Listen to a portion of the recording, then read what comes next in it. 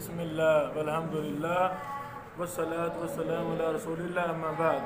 میرے عزیزو، ہم امام ابن حبان رحمہ اللہ کی کتاب المسند الصحیح علی التقاسیم والانواع سے امر کی اقسام پڑھ رہے ہیں۔ امر کی کل کتنی قسمیں ہیں؟ 110۔ ابھی ہم پہنچے ہیں 11 پر۔ آج ہم 11، 12، 13 پر کچھ دراسہ کرتے ہیں، توجہ کریں۔ فائدہ ہمیں ہو رہا ہے، ذہن ہمارا وسیع ہو رہا ہے، اور حدیث سے استخراج استنباط کس انداز میں کرنا ہے وہ سب چیزیں ہمیں معلوم ہو رہی ہیں الحمدللہ۔ جو عالم دین اس کتاب کو پڑھ جائے گا ساری کو، تو وہ تو علم حدیث کا بہت بڑا فاضل انسان بن جائے گا۔ پر پڑھنی ہم نے نہیں پڑھنی ہے۔ سنو، النوع الحادی عشر، 11ویں قسم امر کی، الامر بثلاثۃ اشیاء مقرونۃ فی اللفظ۔ امر 3 چیزوں کے ساتھ ملا ہوا ہے ایک لفظ میں۔ ایک حدیث میں 3 چیزیں ہیں جن کو امر شامل ہے۔ امر الاول منہا فرض علی المخاطبین، پہلا جو فرض ہے مخاطبین پر، فی بعض الاحوال، بعض حالات میں، والثانی، اور دوسرا فرض علی بعض المخاطبین، جو فرض ہے بعض مخاطبین پر، فی بعض الاحوال، بعض حالتوں میں، والثالث، اور تیسرا فرض ہے علی المخاطبین، مخاطبین پر، فی جمیع الاحوال، تمام حالتوں میں۔ واضح؟ توجہ کریں۔ حدیث لائے ہیں 899 نمبر، سیدنا معاذ بن جبل رضی اللہ عنہ کی، نبی علیہ الصلوۃ والسلام سے فرماتے ہیں، قلت حدثنی بعمل يدخلني الجنہ، قال بخن سألت عن امر عظیم وهو يسير لمن يسره الله عليه، تقيم الصلاة المكتوبة وتؤتي الزكاة المفروضة ولا تشرك بالله شيئا۔ واضح؟ یہ حدیث ذکر کرنے کے بعد فرماتے ہیں امام ابن حبان، قولہ لا تشرک باللہ شیئا اراد به الامر بترک شرک، اراد به الامر بترک شرک، شرک چھوڑنے کا حکم ہے، یہ انہوں نے مراد لیا ہے۔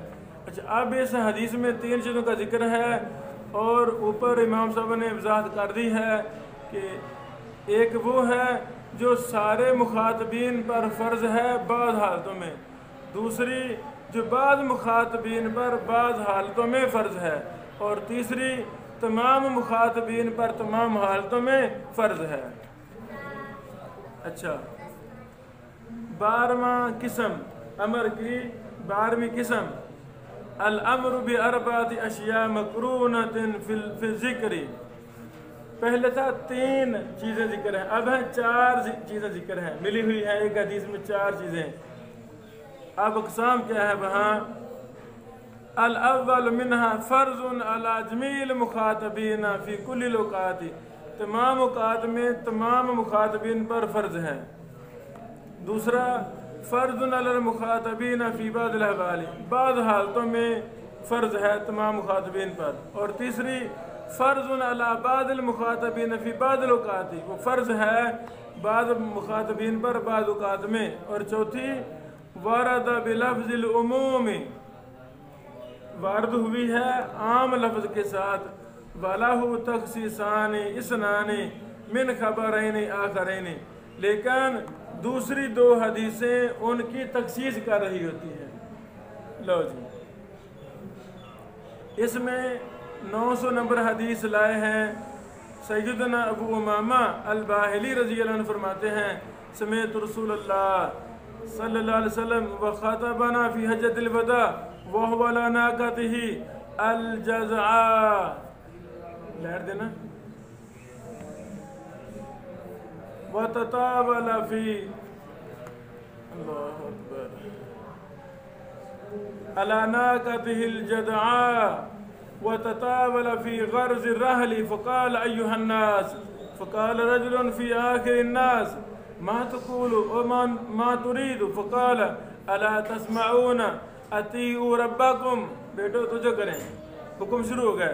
एक हदीस में 4 चीज़ों का जिक्र, अतीउ रब्बकुम व सल्लू खमसकुम व अद्दू ज़कात अमवालिकुम व अतीउ उमराकुम तदखुलु जन्नत रब्बिकुम। 4 चीज़ें जिक्र हैं और चारों का हुक्म अलग अलग है, चारों का हुक्म अलग अलग है। फ़कुल्तु लबी उमामा इब्नु कम कुन्त यौमइज़िन हीन समिअत हाज़ा क़ाल समिअतु व अना इब्नु सलासीन सना। अल्लाह अकबर, ये सही हदीस है। बेटो आगे इमाम इब्न हिब्बान रहमहुल्लाह ने जो तखसीस वाली हदीसें हैं, दूसरे दलाल, उनको फिर जिक्र किया, अलग से जिक्र किया है। लिखते हैं ज़िक्र अहद तखसीसैन अल्लज़ीन यखुस्सानी उमूम तिल्का लफ्ज़ा अल्लती ज़करनाहा फ़ी ख़बर अबी उमामा। अबू उमामा की हदीस में जो आम लफ्ज़ है उसको ख़ास करने वाले हदीस में भी जिक्र कर रहा हूँ। अल्लाह अकबर। फिर वो लाए हैं, उसमें क्या लफ्ज़ हैं? इसमें इन उम्मिर अलैकुम अब्दुन मुजद्दा अस्वद यकूदुकुम बिकिताबिल्लाह, यकूदुकुम बिकिताबिल्लाह फस्माउ वातियु। अब बेटो यकूदुकुम बिकिताबिल्लाह ने उसको खास कर दिया है कि गुनाह के काम में इताअत करने नहीं, यकूदुकुम बिकिताबिल्लाह। आगे एक और उन्वान क्या हम करते हैं, ज़िक्र नफ़ी इजाबी तोआ लिल मरी इज़ा दआ इला मासियतिल्लाहि जल्ल व अला। माशाअल्लाह। 902 नंबर हदीस है, उसमें है नबी अलैहिस्सलाम ने फरमाया लौ दखलतमूहा लम तज़ालू फ़ीहा इला यौमिल क़ियामा औ क़ाल अबदन व क़ाल लिल आख़िरीन ख़ैरा व क़ाल अहसनतुम ला ताअता फ़ी मासियतिल्लाह इन्नमा ताअतु फ़िल मारूफ़। वाज़ेह, पहले हदीस के आम को खास कर रही हैं। दूसरी तखसीस ज़िक्र तखसीस सानी अल्लज़ी यखुस्सु उमूम लफ्ज़ा अल्लज़ी तक़द्दम ज़िक्रुना लहा। माशाअल्लाह, सुन लगी? अल्लाह अकबर। इसमें इमाम इब्न हिब्बान 902 नंबर हदीस लाए हैं। 3 नंबर शुरू में लिखते हैं क़ाल अख़बरना अली इब्न हसन हसन इब्न सलम अल-असबहानी बिर्राज, यानी इमाम इब्न हिब्बान ने ये हदीस राय जगह पर इमाम राज़ियान मुहद्दिसीन, उनके शहर का नाम था राय शहर, वहाँ ये हदीस सुनी थी। ये दलील है इब्न हिब्बान राय शहर में गए थे। माशाअल्लाह। कान रसूलुल्लाह युबायिउना अला समी व ताअ वलम युलक्किनुना फी मस्तताअता। आगे एक और उन्वान लाए हैं ज़िक्र ख़बर युसर्रिहु बित्तख़सीसैन लज़ैनि ज़करनाहुमा। एक और दलील 904 नंबर सय्यदना उबादा बिन सामित की हदीस क़ाल रसूलुल्लाह सल्लल्लाहु अलैहि वसल्लम या उबादा क़ुल्तु लब्बैक क़ाल इस्मा व अति फ़ी उसरिका व युसरिका व मकरहिका व असरतिन अलैका व इन अकलु मालक व ज़रबु ज़हरक इल्ला अन तकून मासियतन लिल्लाहि बवाहन। अगर ये हुक्मरान खुला कुफर करें, खुली मासी करें, फिर इनकी तबाह करनी नहीं। 13वीं किस्म अमर की अन्नौ सालिस अशर अल अम्रु बिअरबअति अशिया मकरूना फी ज़िक्र। पिछली 9 में भी 4 चीज़ों का जिक्र है, यहाँ भी 4 का, लेकिन अब यहाँ हुक्म में इख्तिलाफ मामूली। अल अव्वल फ़र्ज़ुन अला जमील मुखातबीन फ़ी कुल्ली लौकाती, हर वक़्त में तमाम मुखातबीन पर फ़र्ज़ है। व सानी फ़र्ज़ुन अलल मुखातबीन फ़ी बाज़िल अहवाल, बाद हालतों पर फ़र्ज़ है। व सालिस फ़र्ज़ुन अला बाज़िल मुखातबीन फ़ी बाज़िल अहवाल, बाद पर फ़र्ज़ है बाद अहवाल में। व राबे अम्र तादीबिन व इरशादिन, अमर है लेकिन बराए इरशाद है, बराए तंबीह है, तलीम के लिए है, अदब के लिए। उम्र बिल मुखातब इल्ला इंद वजूद इल्लति मालूमा व खिसाल मादूदा। हदीस लाए हैं 905 नंबर।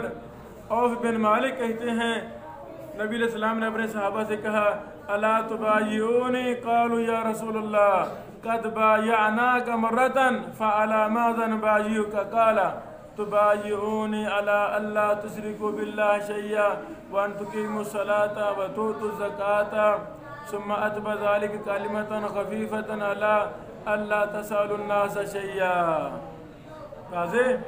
قال ابو حاتم ابن حبان فرماتے ہیں رحمہ اللہ قولہ صلی اللہ علیہ وسلم الا اللہ تشرکوا باللہ شیئا اراد به الامر بترک الشرک. واضح؟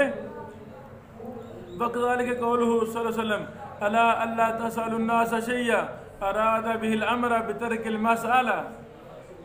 نہیں بول کر مراد امر لیا ہے، شرک کو چھوڑ دو یہ حکم دے رہے ہیں، یہ مراد ہے. سوال کرنا چھوڑ دو یہ حکم دے رہے ہیں. اچھا یہ بیٹو ذکر کیا.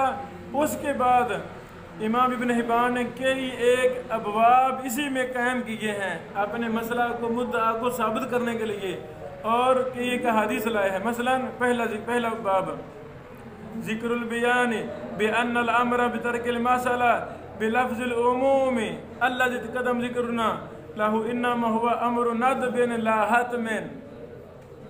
آگے پھر دلیل لائے ہیں 906 نمبر.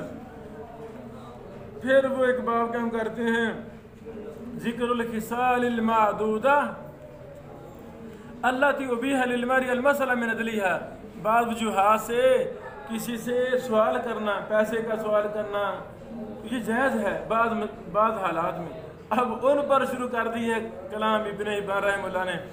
مشہور حدیث ہے ان المسألہ لا تحل الا لثلاث، مشہور حدیث ہے. اچھا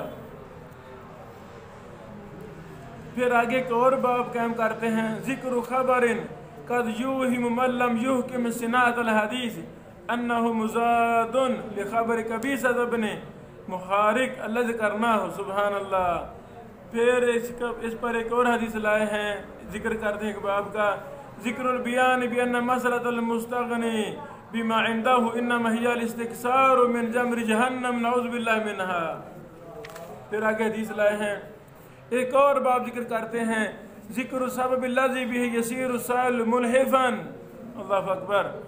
مشہور حدیث ہے من سأل وله اوقیہ فهو ملحف. پھر ایک اور باب لائے ہیں ذکر البیان بألا حرج للمرء فی اخذ ما اوتی من غیر مسألہ ولا اشراف نفس.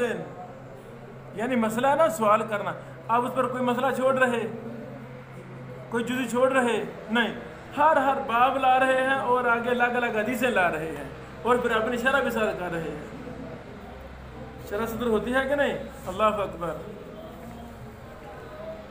13ویں قسم کے آخر میں باب لائے ہیں ذکر اثبات البرکہ لآخذ ما اوتی بغیر اشراف نفس منہ. اگر بغیر سوال کے دیا جائے تو اس میں اللہ تعالیٰ برکت ڈال دیتا ہے. پھر حدیث لائے ہیں 912 نمبر. میرے عزیزو یعنی ابھی تک ہم 13 مثالیں دراسہ کے انداز میں اشارتاً پڑھ چکے ہیں. تو اللہ توفیق دے اس کتاب کو پورا آپ نے پڑھنا ہے، دل لگا کے پڑھنا ہے انشاءاللہ. اس میں بڑی خیر و برکت ہے. بڑے بڑے مسائل ابن حبان صاحب نے واضح کر دیے ہیں، شرح صدر ہو جاتی ہے، استنباط کا اجتہاد کا ملکہ آتا ہے. اسی طرح ہم اگلے دنوں میں صحیح بخاری بھی ہم پڑھیں گے.